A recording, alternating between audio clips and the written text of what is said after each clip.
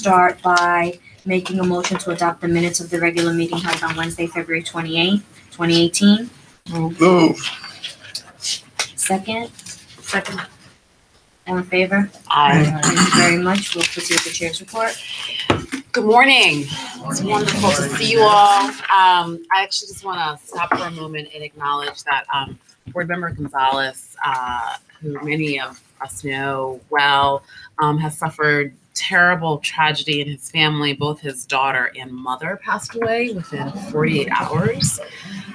So if you have been in touch with him, I'm sure he would appreciate a note of condolence and your thoughts and prayers. And obviously we as the board will communicate with him and we'll share with staff the details of the services as soon as they become available. But incredibly sad and obviously reason for his absence today. Okay. Okay, let's jump into our presentation for this morning. From the beginning, we have worked to really provide more information about the work that we do here at the Authority from our first days almost 4 years ago, in commitment to transparency and providing more information to both our customers, our residents, but also other external stakeholders. And so over the last, and that has been an ongoing effort, whether it was with the advent of putting our contracts online or our NYCHA app or other ways in which we have worked to provide information to the public. Over the last couple of weeks, we've unveiled some additional tools to support that effort. One is access to up-to-date information on heat and hot water, and this is really, I would say, more of an improvement on the report that was already there. Now there are some additional more user-friendly, I actually can't see that slide, but some more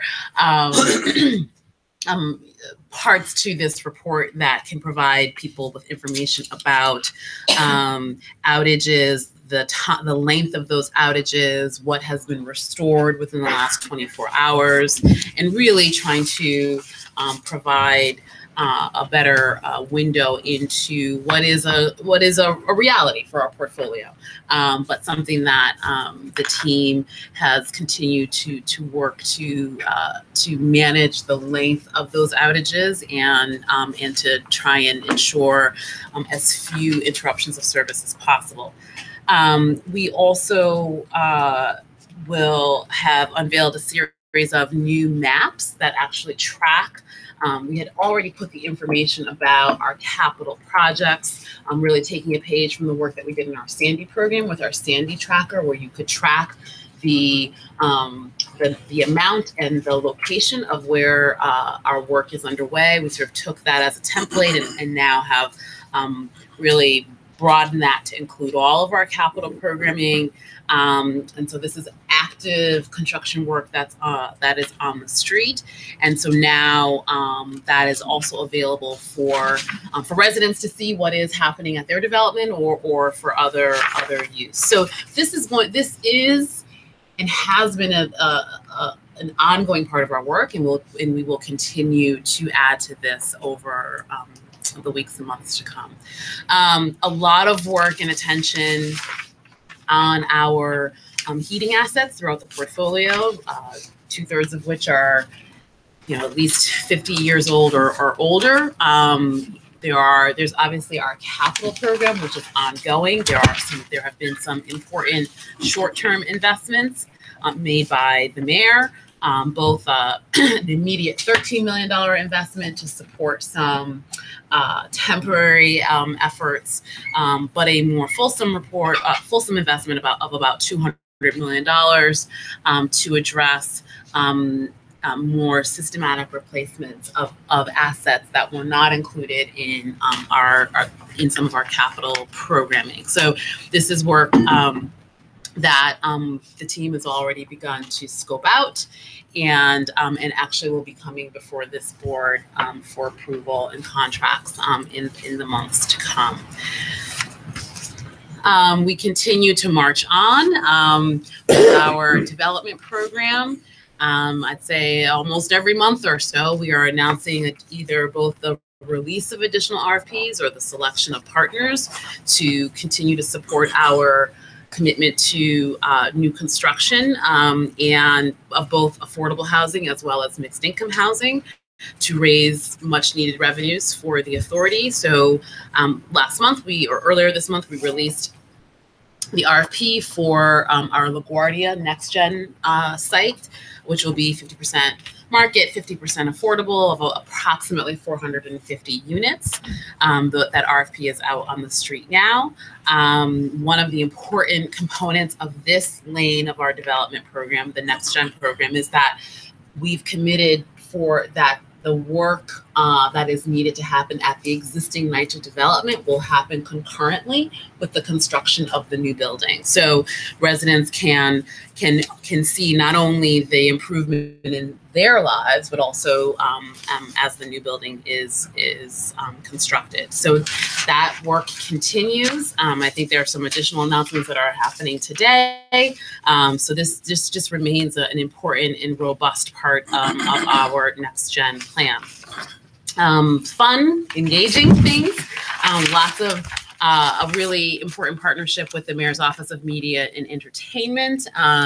There are all sorts of opportunities that become available, but this is one that I know I was going to say people under the age of 12, but I think lots of people love Harry Potter. So we have about 100 tickets that that will be made available to some young members of NYCHA to go to see Harry Potter on Broadway. And there have been many other. I think we also had a viewing of Black Panther and some other, and Wrinkle in Time, that we partnered with this office as well to make sure that young people can have that opportunity as well.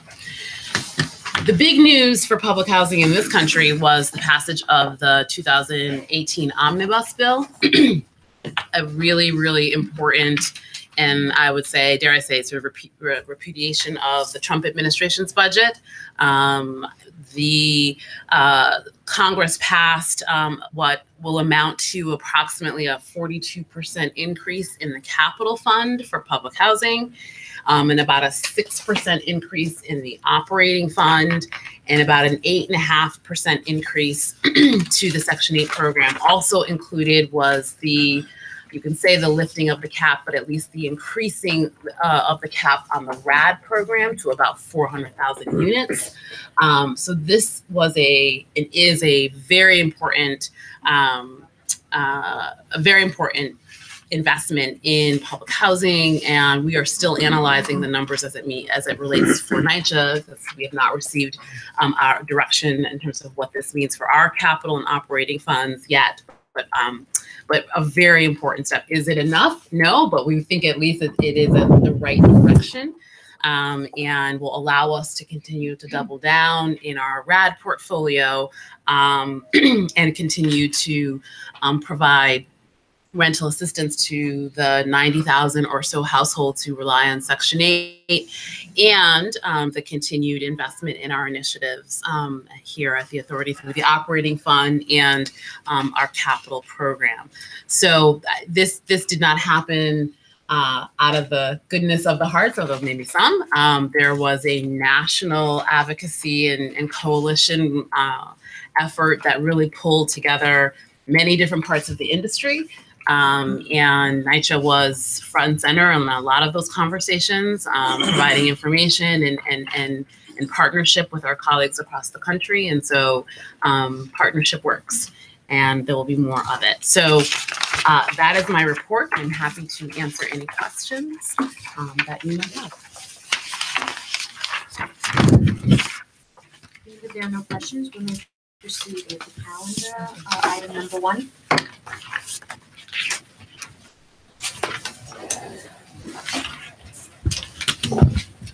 Good morning, Chair, GM, board members. I'm Tricia Roberts, Vice President of Finance, and I'm here to present item number 1, Item number 1, request authorization for the approval of investment transactions that were performed by the authority's Treasury Department for the quarter ending December 31st, 2017.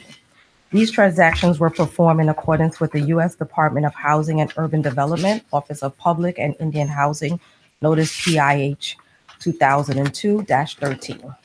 The report outlines the authority's cash and investment position and provides a brief overview of operational changes in cash, changes in investment, and provides current and historical rates of return on the authority's investments as a measure of the investment performance. We close out the fourth quarter with a net portfolio increase of $3.2 million from the prior quarter. The executive summary portion of the report outlines the major categories of cash flow affecting the changes in the investment during the quarter. Thus, we ended the quarter with an investment portfolio of $1.2 billion, which excludes fiscal agent investments and other balances totaling $330 million, largely comprised of Sandy Recovery funds and Emergency Performance Contract EPC funds held in escrow. During the fourth quarter of 2017, the authority earned $4.1 million in income, representing a 3-month annualized rate of return of 1.33%, which exceeds a comparable benchmark of the 3-month Treasury bill return of 1.12%, but slightly trailed the 12-month Treasury bill return of 1.42%. For the 12-month period, interest earned on investments totaling $14 million, representing an annual rate of return of 1.33%, which exceeds the comparable rate of the 3-month Treasury bill return of 0.72% and exceeds a 12-month Treasury bill rate of return of 0.98%. Thus, we recommend that the members of the board approve the authority's third quarter investment resolution report. Any questions? So just a question, and I don't know if you've done this analysis yet, right? So I get that we've exceeded sort of the T-bill rate, et cetera, but is there any impact on just as the tax reform sort of hits and sort of overall interest rates tightening? Is that why we're sort of trailing, I think it was the 12-month, is there, just in terms of comparing, has there been a change from 2017 to 2018? Yes. So many of our investments are already in a fixed accounts. We're not moving them constantly. So we have them within a period of time, and they actually come off as time go by. So they're sequenced. So yes, we're going to see the effect of the change of the market rate. So there's going to make the changes. But based on that, we are looking at opportunities to think of ways to reinvest so that we won't be impacted by the change of the taxes as well as the increasing market rate changes from the Treasury in terms of changing the interest rates going forward. Because we're kind of locked into certain investments to make sure that we're not, having that much change and fluctuation. Understood. But just in terms, maybe want something to come back to the board with just be like a year-over-year comparison. Absolutely. Just so that we understand what that looks like. Thank you. Thank you.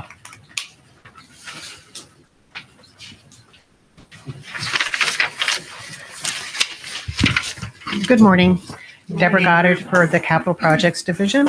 So starting with item number 2, which is the recommendation to reject all bids for upgrades to the senior center at Bladdock houses. Our low bidder came in at over 15% over our estimate, and we did not feel we could reconcile that variance sufficiently, and so therefore we're recommending rejection, and we will rebid. How long have we been doing at this Bladdock Senior Center project? I'll find out. And a question about rebidding, and what, if anything, do we do to ensure a different outcome the second time? I think this vote is the strongest signal we can send to the market that we are paying attention to.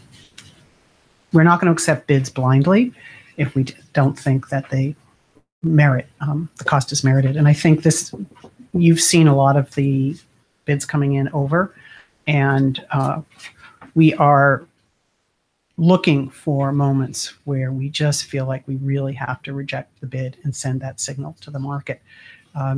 This was not a matter that we think our estimate was off or that the plans or specs or misleading or vague. Simply, one could say market escalation, but also remember everything we do here, every time we accept a bid that's 15% over, that's public information, and I think it hurts us. And what was the range of bids? So this was the lowest bid was 15% over? And Yeah. what was the? I'll have to get that to you. Oh.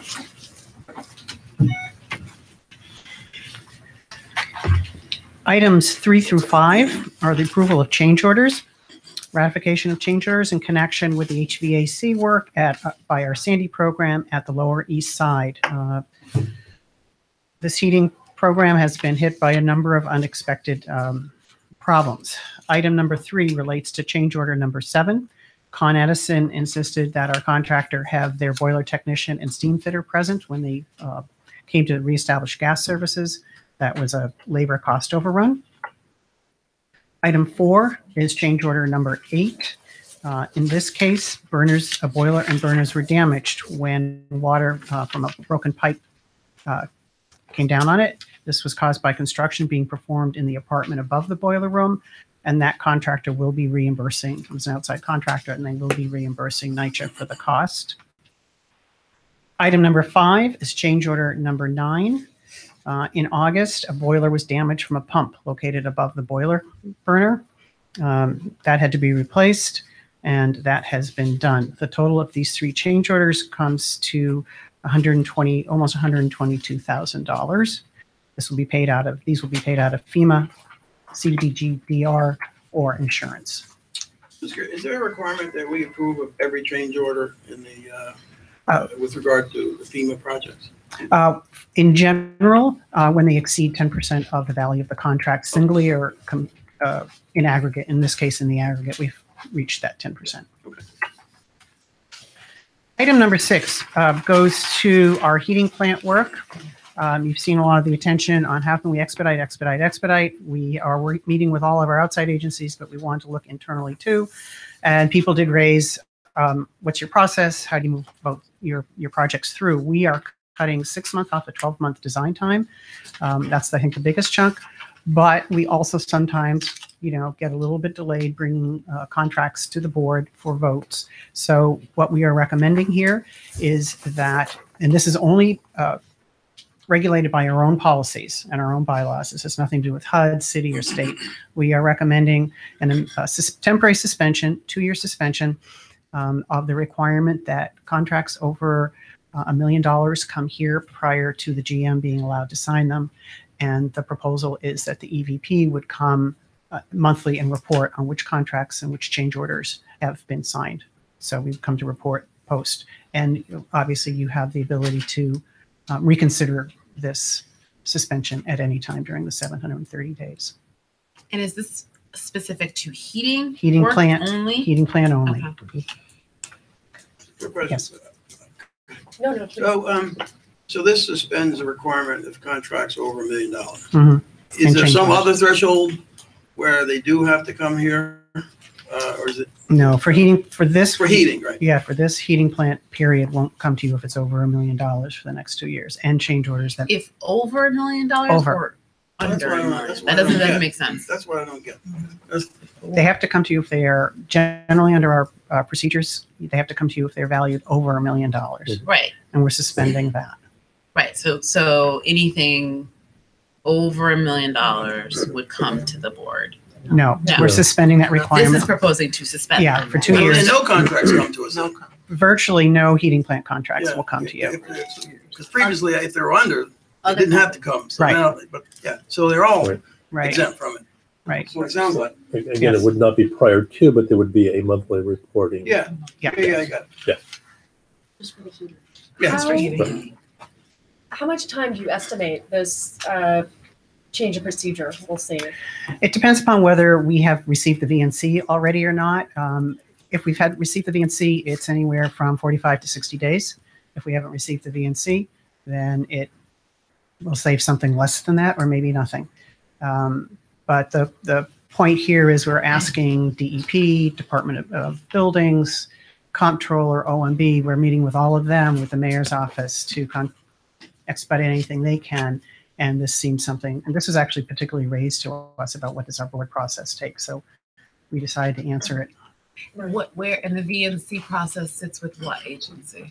It's a combination of Department of Investigations, Office of Inspector General, and our own procurement department. Any questions? No? Thank you. Thanks.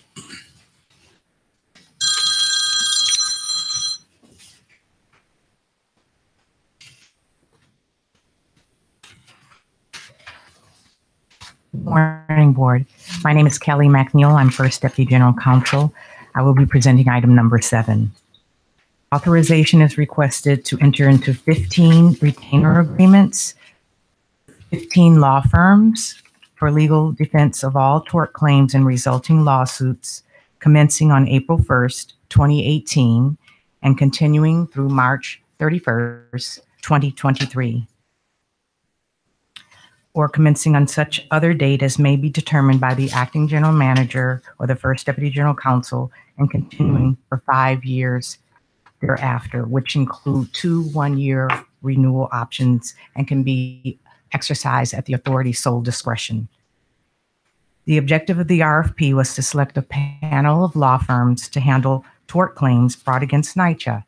The RFP anticipated selecting approximately 16 law firms to handle general tort claims involving slips, trips, and falls, which are the majority of the claims.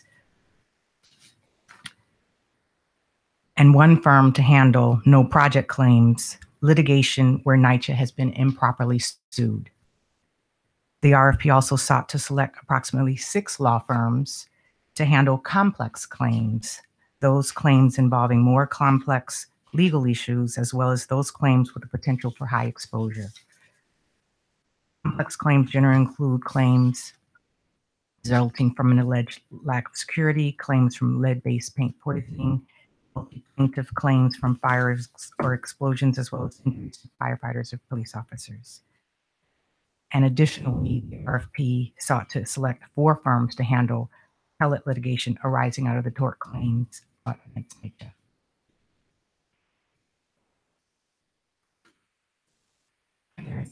Any questions?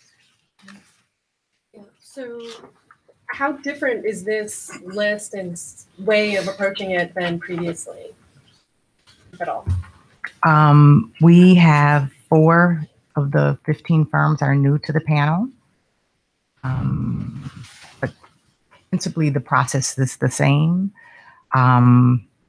We utilize strategies of fixed costs to hold the costs down, and we're applying that as well. And how is the work doled out across these firms? Is it just in pure succession rotation, or is it based on the particulars of the case that you decide which firm? How does that work? Yes. So yes, all of the above. So we, certain firms sort of specialize in certain types of claims. And then we try to look at the, the volume across the firms and manage it that way. In consideration the claims that they're already handling as well.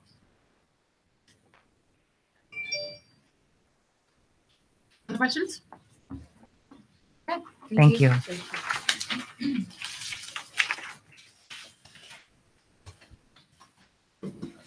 Good morning. I'm Information Officer.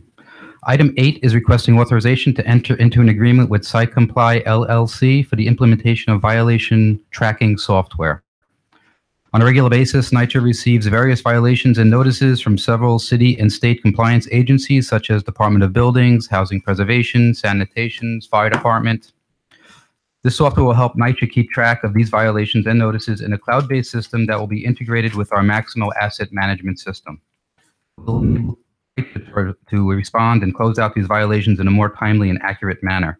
Therefore, we're requesting to enter into this 5-year agreement with SiteComply.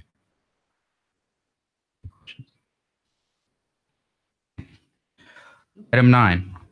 Item 9 is requesting authorization to enter into an agreement with Quality Vans and Specialty Vehicles, or QVSV, for the procurement of 1 mobile computing van.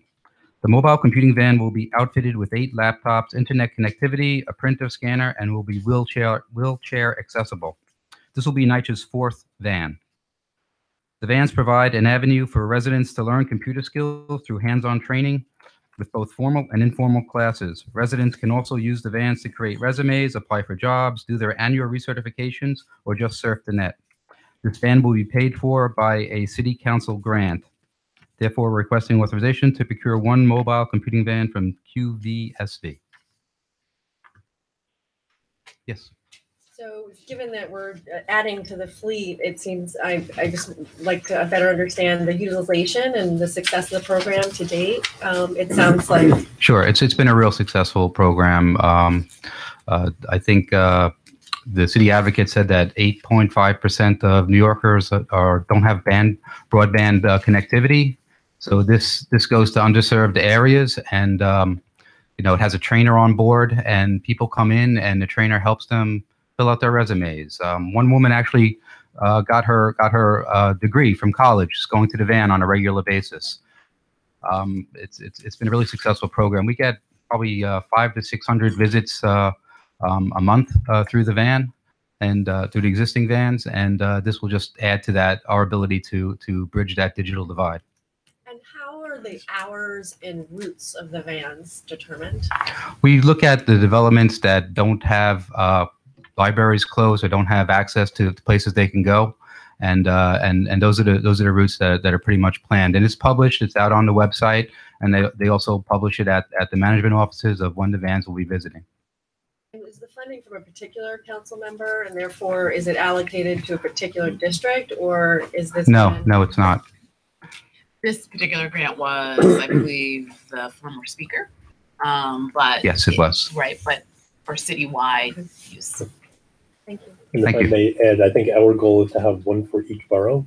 So At this least. will help us get closer to that. Yeah, Bronx and Brooklyn are the ones that really I'd like to see more. I'd like to see us have 8, 10 vans out there, honestly. We'll start with one for each borough. Okay. Make it a plan. But currently, they're not. So you'll be restricted back to then, a right? borough, correct? These vans. go No, throughout no. the state, right. Yeah. And they do specialty things. If there's a special event, they'll go to the special events also. Thank you. Thank you.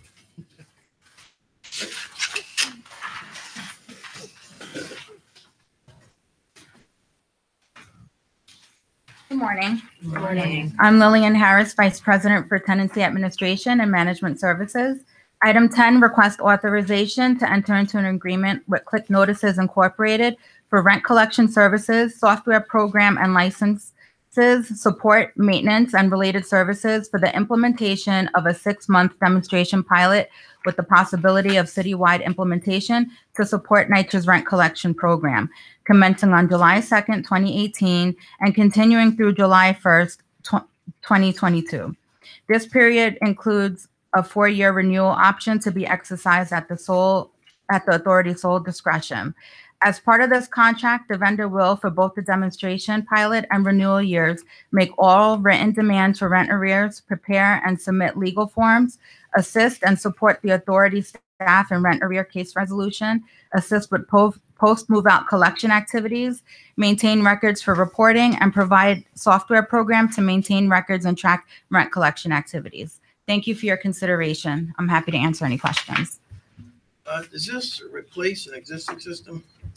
Or do what do we do now, in other words, if this is? Right now, rent collection is a very manual process. So we have housing assistants that actually send out the letters and notices manually. So we're working to automate this for them to alleviate the administrative burden so that they can spend more time with customer-facing activities.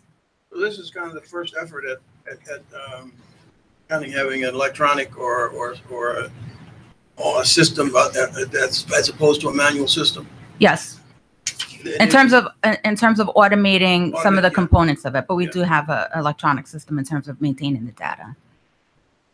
So, and this $6.7 million is to invest in a pilot. No, so that's the total amount. That's the total amount. Yes. Okay. So the pilot program, it cost $150,000. And the point of the pilot is to test our assumptions. We're expecting a return on investment. So we're going to start small, assess the pilot, ensure that we're getting the return on investment before we scale up NYCHA-wide. And if we don't get the return on investment? What happens? Then we discontinue the pilot. I see. And the return on investment, I noted it's for this investment, we expect $13 million. Can you just talk about that Sure. calculation of So we return took a on look at the housing assistance responsibilities in terms of what they do related to rent collection and how this program could support them. So we are estimating anywhere between 6.5 to $13 million on return on investment. And with the demonstration pilot program, it will be on a smaller scale, and we'll be able to determine how much time the housing assistance actually saved, whether there was an increase in rent collection performance. So we'll evaluate all of those metrics to determine what the return on investment will be. And who's collecting this data? Is it this firm on the return on investment? It's going to be a combination. Well, the firm is going to have the data, but we also keep our records in terms of what tenants are paying. So it's going to be a collaboration between both entities, between NYCHA and the pilot vendor. term is what? Roughly 6 months. 6 months. So at the end of that, you expect to be able to make an assessment of whether this is worthwhile or not. Do you come back to the board at that point, or you just move forward? We'll formally present to the executive team, and we'll be happy to share the results to the board. Thank you. I same train of thought. So one, is 6 months long enough to really get a proportionate kind of set of data about return on investment? Because you're not going to get $6.5 million in 6 months. Right. Right. It would be whatever the sort of proportionate amount would be in that time. But knowing how long it takes to scale up here at NYCHA, et cetera, one, I'm just like, is 6 months long enough? And then two, I'd like to know before, and I think this board should opine on whether or not we come back with the full contract. So first, is 6 months long enough, and then Yeah. So the committee that reviewed and talked about this pilot, we think that 6 months is appropriate because we'll have a sampling of cases in different stages of the legal process. If we need to expand the time, we'll definitely come back and advise accordingly. But we think 6 months is appropriate. And again, we would definitely share the results and come back for approval in terms of going NYCHA wide. So just, Corporate Secretary, is there a way in which we can structure this on the reso to do a, after it's 6 months, if it's 8 months, you come back to the board for either no, we don't want to continue and we're recommending a rejection or whatever the language would be to not continue the contract, or, a full approval of the contract amount. I don't want to, it's questionable to me to sort of do a whole 6.5 million. That makes now. sense. We can just make a motion right now to just approve the $150,000 for the pilot, and they would have to come back for the renewal options. And I did not talk about this with all of you, so you guys can reject it, but it's my suggestion. Which with other contracts, we usually just proceed with an initial period. Right. It's very rare we proceed with the entire amount. There are a few contracts on this calendar that do so, but we usually just do the initial amount, and then they'll come back to the board for the renewals, as long as it complies with the CPR in our bylaws. So we can just approve the $150,000 if that's what the board wishes to do right now. Makes sense. I mean, are there questions about continuity if the pilot works, and then being able to, is it just timing of when you would come to the board? Yeah, I think that we would have enough information when the pilot is winding down to make the determination in terms of whether we're going to continue or not, and then present that to the board. So I don't think that coming back to the board will disrupt scaling up in any way.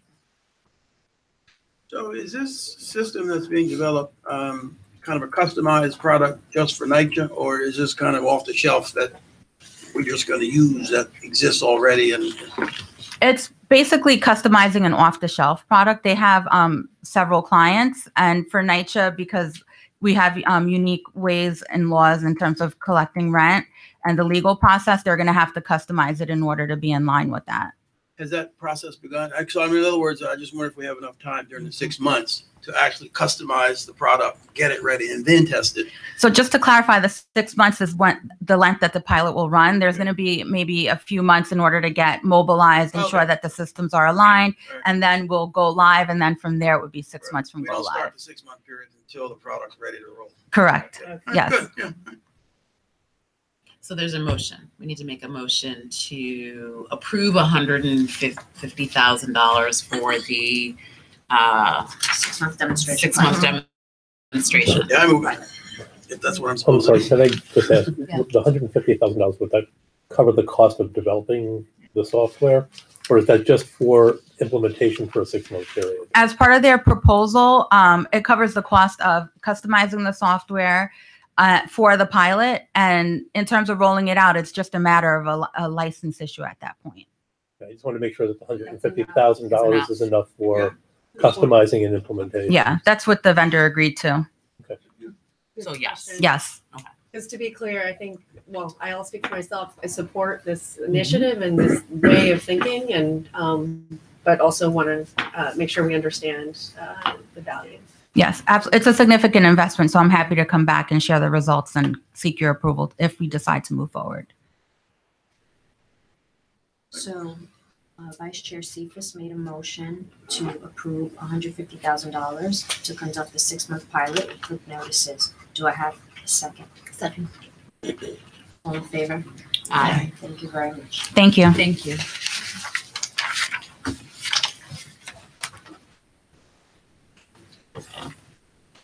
Good morning. Cal Bruno, Director of Management Planning within Operations. I'm going to be presenting items 11 through 14. All 4 items are related to our private management contracts. As a matter of background, we currently have 4 contracts that cover approximately 2,100 units throughout Bronx, Brooklyn, and Manhattan under the private management program. An RFP has been let out to replace 3 out of the 4 contracts. The units in the 4th contract are being converted to the RAD program. We have started the selection process for the RFP to award the new contracts. At that time, once we make selection, we'll be returning to the board on the award of those contracts. I will now go over the specifics for each item. Item 11 is with Building Management Associates.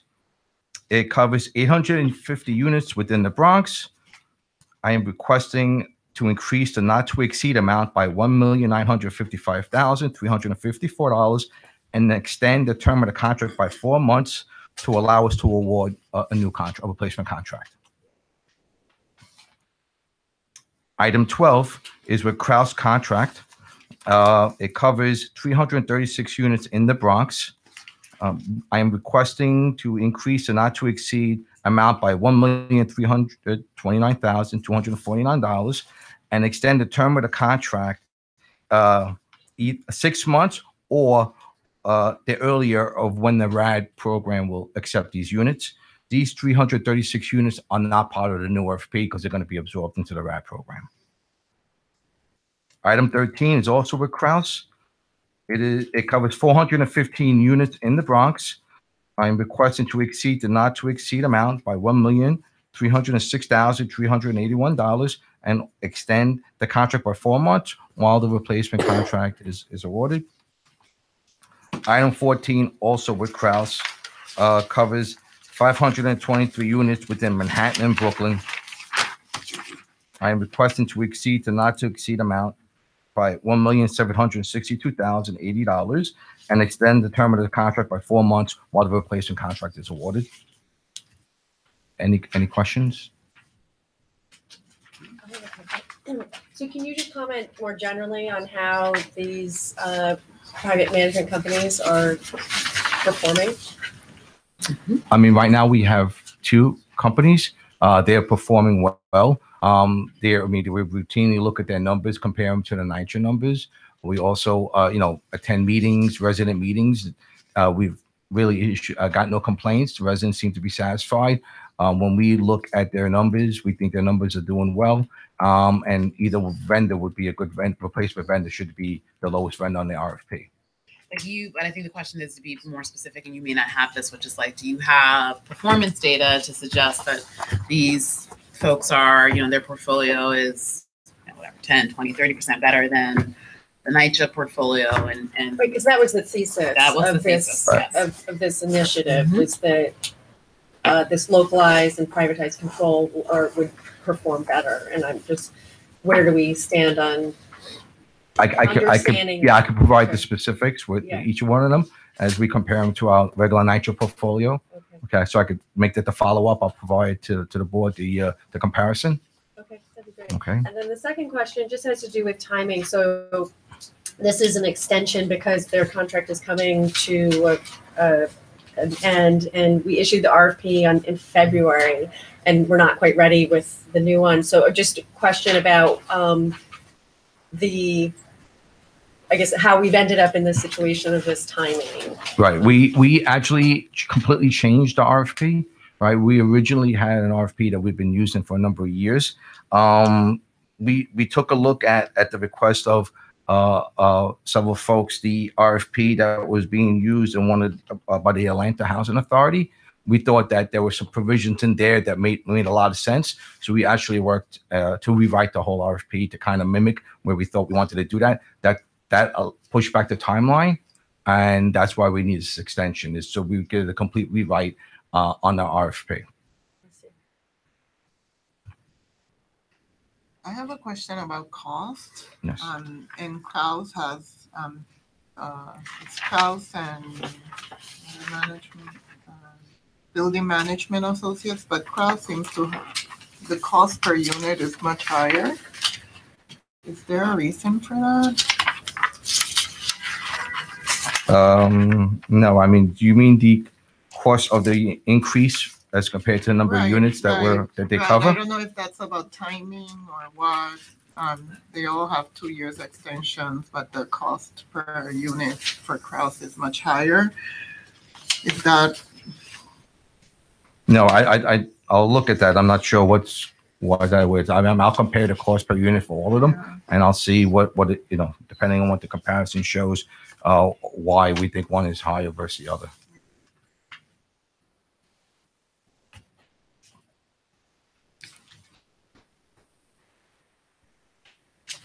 Any other questions? Is that information that you would like before you make a decision on this? Understanding no. that there is some sensitivity and time on all of this, but No, because of the time.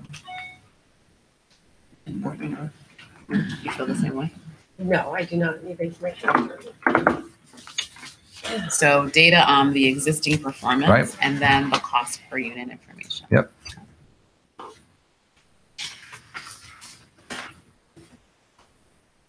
Any other questions?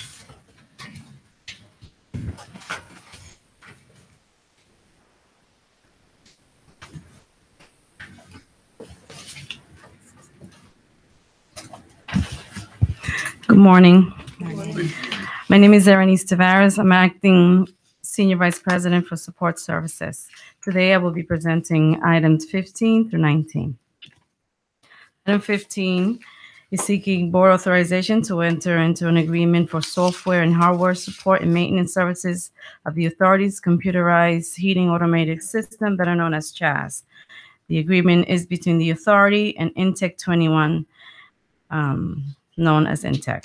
This is a 2-year agreement with a one-year renewal option, exercising the authority's sole discretion, commencing April 1st, 2018 through March 31st, 2020. A brief description of CHAS. CHAS is a computerized heating automated system used by key personnel to monitor and manage NYCHA heating plant operations remotely at 214 CHAS-enabled plants. This contract is a service contract to provide ongoing repairs to existing equipment, which includes hardware, software repair, parts, and labor. Just a note, on this contract, this is a sole source, as no other vendor has a license to interface with CHAS. Intech is also the only vendor that can provide services necessary for the authority to maintain CHAS and provide this service citywide as needed. Another note, on future boiler upgrades, no systems will be installed with non-proprietary systems.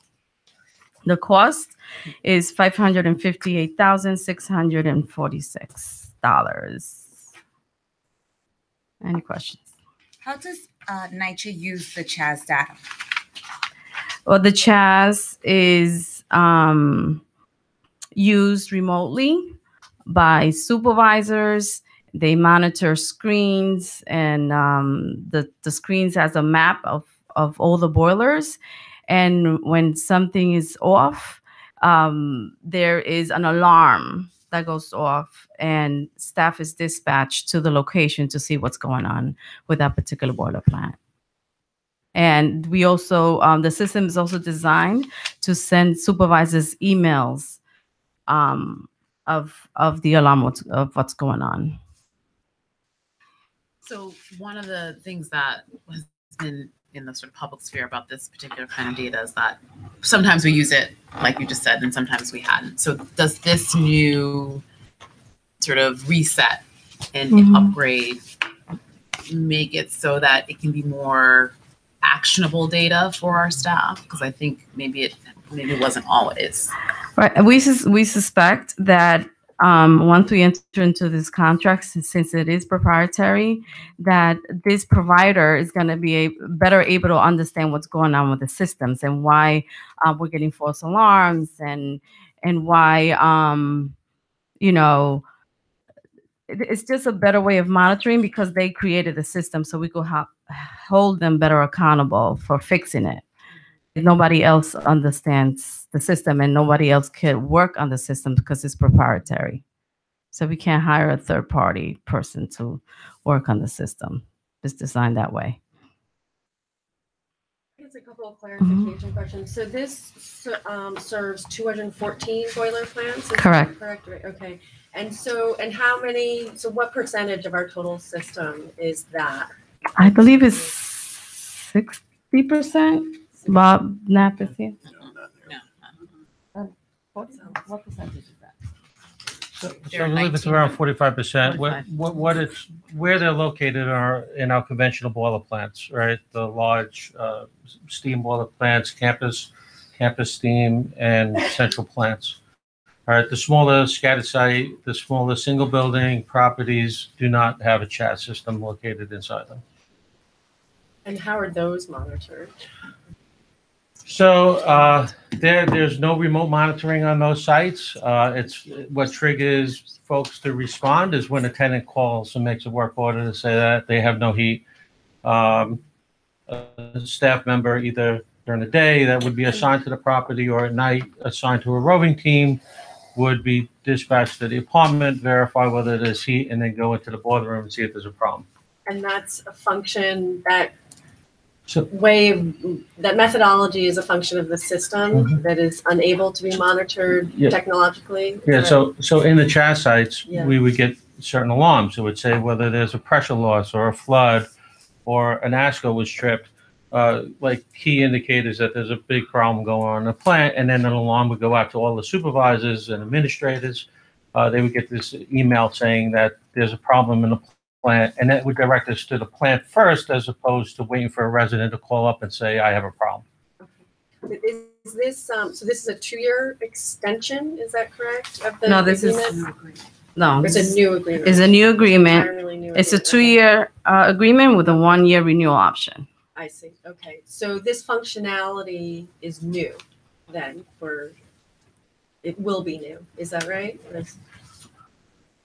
Trying to understand current state versus future state. So it's a new. So this is this is something we've been using for a long time. We have been using it. Right.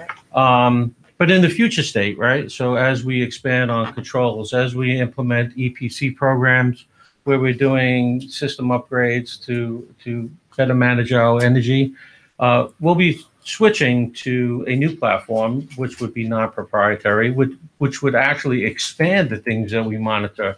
We'll right now we only hit on four points in the boiler room. We don't really know what's going on in the tank rooms at the buildings.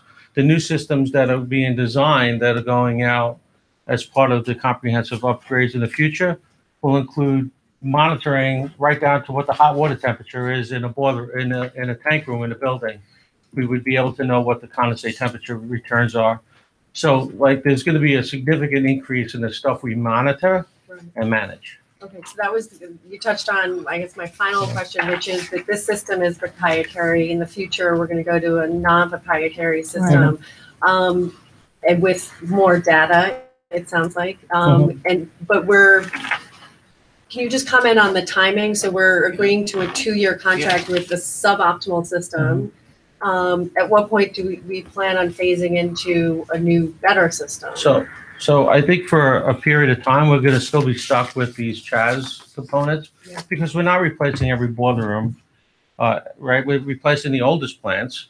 So those will have the new systems, but we'll still have this phase out of some of the older stuff, right? And we'll live with CHAS. I don't know, I guess for the foreseeable future, CHAS will be around. So the CHAS system is tied Deborah? to the infrastructure then. So wait, is that?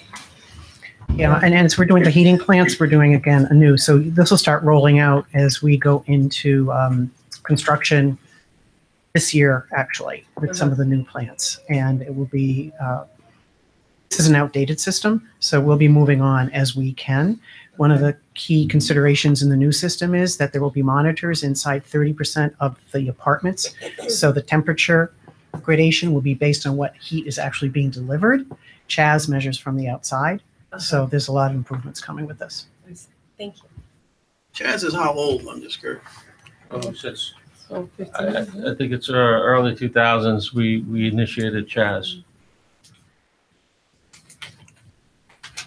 So the purpose of this particular contract is because the system is so old, it needs servicing. So it's a service contract and maintenance.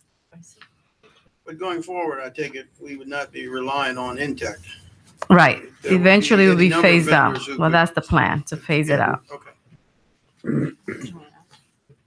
Any other questions? No, and I think, and I'm going to turn to Bob Morano. I think part of the future plan is also to better integrate the data systems, so they communicate, so we have one source to go to for this information, as opposed to Maximo, CHAS. Yeah. Right. Yeah. Yeah, the whole idea is to give the heating plant a more holistic view of everything that's happening. So we have the complaint tickets that come in from our tenants. We have the outage tickets generated by the heating supervisors, and then CHAS will also be kind of like giving them more information on what's happening in these boilers in real time. So the idea is to give them better tools to visualize what's happening real time in these heating plants. Right. Which would also include automating the reports that are currently kept manually in the boiler rooms. Yes. Yes. Okay. Yeah. Are there any sort of additional tweaks being done in this contract, given, the needs of the authority with CHAS, or is it the same exact contract that was done, or are they providing some? I know that it's more, but that's because of the number of boilers that they're, but in the new contract, are there attempts to address some of the maintenance issues that or maintenance gaps that might have been included? Well, the purpose, since the system is outdated, we need them to come out and help troubleshoot some of the faults that are happening. For example, sometimes the boilers are tripping, and the alarm is not getting to the adequate supervisor. So with this contract, they'll be able to troubleshoot those issues as they occur. So there's some of the items address kind of the gaps of the last contract. Correct. It's an improved contract. Correct. The questions? Thank you. Okay, thank you. Okay, item 16. We're seeking board's authorization to approve a change order requirement contract awarded to Big Apple Occupational Safety, Inc. for lead-based paint XRF fluorescent inspection services, which did not require initial board approval for an initial 2-year term and 1-year renewal. This change is required to increase the not-to-exceed amount in anticipation of additional work needed for the lead program in order to fund the continued provision of services during the remainder of the 1-year renewal option. This contract provides for lead-based paint, XRF, testing, inspection services, and move-out apartments. Testing for the identification of lead-based paint through the use of XRF guns, which captures reading instantaneously for the remediation of identified components to any surface that has paint. Its scope is limited to furnishing all labor, materials, tools, equipment, insurance, incidentals necessary to perform lead-based paint XRF testing inspection services. The new amount is $695,000. The new not to exceed amount is $861,803. Big Apple has completed $442,443 worth of services over the last 5 years. Funding is operating. Any questions? Calendar. Sure, what is the status of our inspections? I have to get back to you on Well, that. this is just for move outs, right? This Or is no? I thought it was- yes. Remove This would apart. actually go beyond move out. It would. Yeah. Okay. The initial contract was. The initial was for move out. This is gonna expand it for the additional needs that we have. Okay. Calendar item 17. I'm sorry, I think we just need to come back to Board Member Lynch with her question, and I'm just pulling up my report for you. Continue. Chair, you'll be providing the numbers to the board member? No, we'll just keep going. Okay. Calendar item 17, we're requesting board authorization to approve the ratification of a change to this requirement contract awarded to National Grid Energy Management for maintenance of generators, which did not require initial board approval. For an initial 2-year term with one-year renewal option to increase the not to exceed amount in order to fund continued provision of services during the remainder of the 1-year renewal option while we await a new contract to be awarded. This contract is for maintenance of 13 16 kilowatt generators staged at centralized location ready for mobilization in the event of emergencies. The new the cost estimate is for $83,000. The new amount is $284,830. And the not to exceed amount is $367,830. Any questions?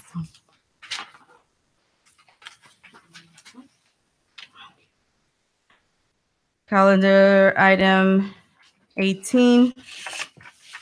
We're seeking authorization to award to the lowest responsive and responsible bidder BART Elevator Services to provide GAL Manufacturing Company LLC elevator parts to various developments citywide and Long Island City Warehouse.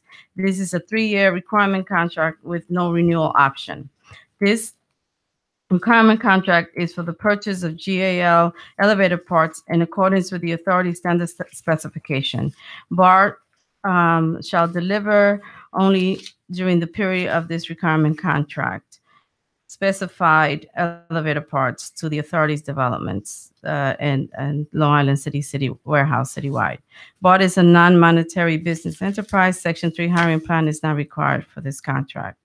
One benefit of this requirement contract is that it eliminates the need to procure small purchase orders of parts that are generally in higher cost than having requirement contract in place with lower line item costs. The unit price is for $1,292,391.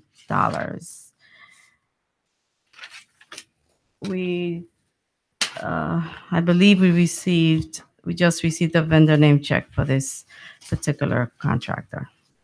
Any questions? Okay, item 19. We're seeking board's authorization to award a new contract to the lowest responsive and responsible bidder, East Coast Boiler Corporation, to provide the authority 5 mobile boilers to be used at various developments citywide. This contract provides for 5 mobile boilers in accordance with the authority's standard specification and delivery.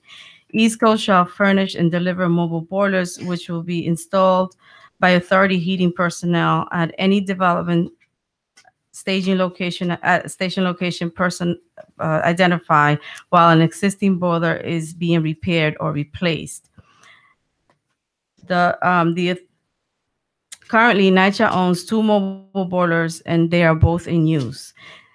The new 5 boilers are 600 horsepower with dual fuel burner capability and capable of running on gas and oil. Obtaining these boilers will give us leverage to respond to our residents in a more expeditious manner, create redundancy at locations where boilers may not be operating at full capacity. This contract is for $1,521,850.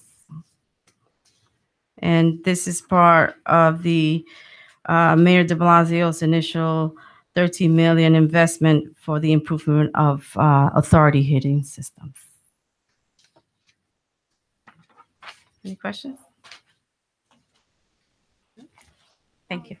Thank you. Morning, Chair Olatoye, GM, members of the board, Takesha Whites, EVP for Real Estate. For your consideration and approval this morning is item number 20, a request to amend Board Resolution 17-5-24-1 as it relates to Van Dyke 1 houses. The authority is requesting to change the site description from Block 3777, Tax Lot TBD, to Block 3777, Tax Lot 2, part of zoning lot 1, to reflect the change in the designated developer from Dunn Development to Trinity Financial Inc. or its affiliate. And we're requesting approval to submit an amended memorandum to HUD requesting amending the approved Section 18 application and approval letter inclusive of the revision stated herein. Just by way of background, in July 2015, the authority and HPD jointly issued an RFP to develop 100% affordable housing units through Next Generation NYCHA in the Bronx and Brooklyn. And in May of 2016, the authority and HPD announced the selected developers of Ingersoll, Van Dyke 1, which is the subject of this action, and Millbrook houses. Board Resolution 16-7-27-7 authorized the submission of a Section 18 application requesting ground leases for the 3 parcels, of which Van Dyke was included. And subsequent to that authorization and Section 18 approval, the following changes have occurred. Easements for vehicular access and building separation in light and air are required to facilitate development. A reduction in square footage from 36,000 square feet to 31,500 as a result of easements and site constraints, further reducing our zoning floor area for the site from 191,500 to 191,450 square feet, which caused a further reduction in the number of units that we can subsequently build there. 7 units of family housing to 179 units. And while we also have amended the term of the lease, setting it at 99 years. The tax lot has since been apportioned, and the developer has been changed to the next qualified responder. Those are the changes that we are requesting your approval for. Thank you for your time, and I'll take any questions.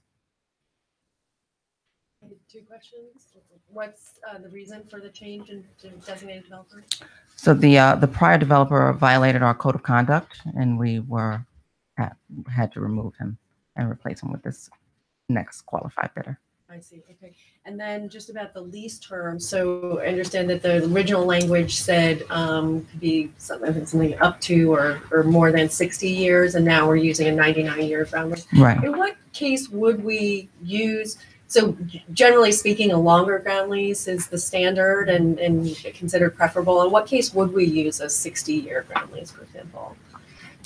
You know what? I'll get back to you on that. But we're typically using the 99-year standard for our financing purposes. It's the longest term we can hold it out without it being considered a complete sale. But I'll get back to you on when it would be most appropriate to use the minimum 60-year term. Right. First, thank you. You're welcome. Any other- Thank you. Thank you. Madam Chair, 20 items were presented for board approval. Do I have a motion to accept the 20 Move. items, considering that we already moved and amended item number 10? Okay. Do I have a motion? Yeah, move. Second. All in favor? Aye. Do I have a motion to adjourn? Move. Second. Aye. Favor? Aye. Any more Great. motions? Wait. So I move that the members be authorized to meet in executive session today to discuss the civil investigative demand. Thank you very much, everyone. Chair, Yes. may I? Yes. Wait, can we just adjourn officially? Yes, we're officially Officially adjourned, adjourned. but yeah. So I just wanted to say, first of all, this I'm a veteran now with 1 month under my belt, and I just want to just take a minute to thank and congratulate all of the employees at NYCHA. In the last 30 days, New York City experienced 4 nor'easters. 3 of them were major storms. One of them, fortunately, was not a significant storm. I was out in the field visiting a number of developments during each of the storms. And the level of dedication and service and commitment was staggering. It really was. It was remarkable. I am extremely impressed. And also with the residents, offers for assistance to come out and help with snow removal. People being reasonable with respect to response times, given the response that the staff had to give to snow removal, down trees. And there wasn't a single department in NYCHA that didn't contribute to that success. And that's the untold story. And it's unfortunate, but I just wanted to take this opportunity to thank everyone. I'm looking around the room and there isn't a single person here that didn't contribute to that effort. And it's something that should be noted. Thank you. Thank you, GM. Thank you, everyone. Wonderful way to end the meeting. Thank you. Have a good month.